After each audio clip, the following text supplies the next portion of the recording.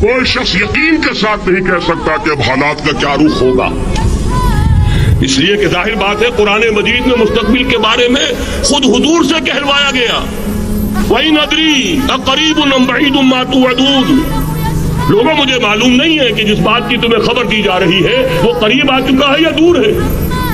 وَإِنْ أَدْرِي لَعَلَّهُ فِتْنَةٌ لَكُمْ وَمَتَاعٌ إِلَىٰ حِينٍ، اور میں نہیں جانتا، ہو سکتا ہے اللہ کچھ اور مہلت دے دے تمہیں اور کچھ اور آزمائش جو ہے اس کے لیے تمہارے لیے کوئی اور مہلت عطا فرما دے، ہو سکتا ہے۔ تو میں بھی کسی دعوے سے نہیں کہہ رہا، لیکن دو امکانات ہیں۔ امکان نمبر ایک کیا ہے؟ ابھی عالم اسلام کا ایک سالڈ بلاک ہے جو یہودی ورلڈ آرڈر کی نگاہوں میں کھٹک رہا ہے۔ میں کھٹکتا ہوں دل یزداں میں کانٹے کی طرح۔ اگرچہ ان کی اسٹریٹجی کیا ہے؟ ایک ایک کر کے ان کے حصے بکھرے کر کے دیا پانچا کرو۔ ابھی وہ بلاک کون سا ہے؟ ایران ہے، افغانستان ہے، پاکستان ہے اور روسی ترکستان سے آزاد ہونے والی جو ریاستیں ہیں، یہ ایک سالڈ بلاک۔ یہ عجمی مسلمان عربی نہیں، عربی گئے، یہ نوٹ کر لیجئے، اس لیے کہ عربوں کو اللہ نے فضیلت دی تھی، محمد ان میں سے تھے صلی اللہ علیہ وسلم، یہ رتبہ بلند ملا جن کو مل گیا۔ لیکن ساتھ ہی اللہ نے دھمکی بھی دے دی تھی سورہ محمد میں، ان تتولوا یستبدل قوما غیرکم، اگر تم پیٹھ دکھا دو گے اس مشن کو جو ہم نے تمہارے حوالے کیا ہے، تمہیں ہٹائیں گے، کسی اور کو لے آئیں گے۔ اور یہ بات ہو چکی ہے 13ویں صدی عیسوی میں، 1258 میں جب سقوط بغداد ہوا ہے، عربوں کے ہاتھ سے عالم اسلام کی قیادت چھین لی گئی، معزول کر دیا۔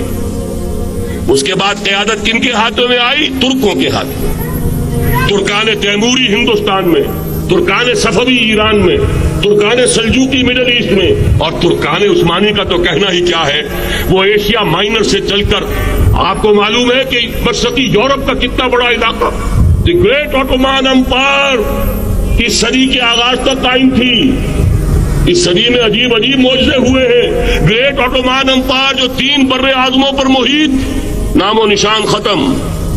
The great U S S R, نام و نشان ختم۔ اب تو روس صاحب ایک ملک کی حیثیت سے رہ گئے۔ یہ اس صدی میں دو اور وقت نہیں ہے میں اور آپ کو کیا بتاؤں، اس صدی میں تو بڑے بڑے عجیب عجوبے ہوئے ہیں، بڑی بڑی 2 عظیم جنگیں ہو چکی ہیں، تیسری جو ہے سر پر کھڑی ہے، دور نہیں ہے، جس کو حدیث میں کہا گیا ہے الملحمۃ العظمی، تاریخ انسانی کی عظیم ترین جنگ، اور وہی صلیبی جنگ جس کا آغاز بوسنیا سے ہو چکا ہے۔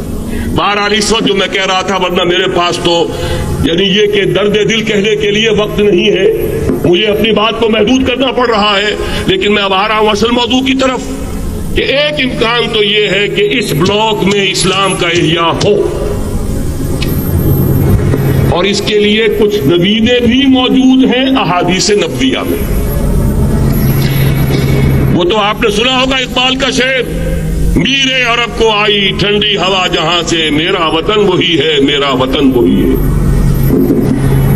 حدیث میں آتا ہے یخرج ناس من المشرق یوتئون للمہدی، یعنی سلطان ہی، مشرق سے فوجیں نکلیں گی کہ جو کہ مہدی کی حکومت قائم کریں گی، اور یہ ہوں گے حضرت فاطمہ کی نسل ہی سے رضی اللہ تعالی عنہا، لیکن عالم عرب کے اندر پھر ایک طاقت بن کر ابھریں گے، باطل کی قوتوں کے خلاف جہاد کریں گے، لیکن ان کو مدد آئے گی 2 طرف سے، ایک زمینی مدد آئے گی مشرق سے، ایک آسمانی مدد آئے گی، عیسیٰ ابن مریم کا نزول، حضرت مسیح علیہ الصلوۃ والسلام جو زندہ آسمان پر اٹھائے گئے تھے نازل ہوں گے، اور در حقیقت ان 2 مددوں کے نتیجے میں پھر یہود کا قلع قمع ہوگا، اور یہی گریٹر اسرائیل ان کا گریٹر گریو یارڈ بن کر رہے گا، عظیم تر قبرستان بن کر رہے گا۔ اس کی بڑی واضح حدیثیں موجود ہیں، اس کی بڑی تفصیلی خبریں موجود ہیں، یہ احادیث کی کتب کے اندر، بدقسمتی سے ہماری اس کی طرف توجہ نہیں۔